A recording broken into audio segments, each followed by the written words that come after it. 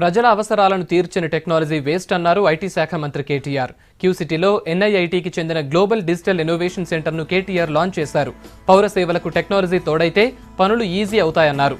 Mobile wallet launch అయిన 24 గంటల్లోనే 70,000 మంది డౌన్లోడ్ చేసుకున్నారని, దీన్ని బట్టి టెక్నాలజీని జనం ఎలా వాడుతున్నారో తెలుస్తోందన్నారు.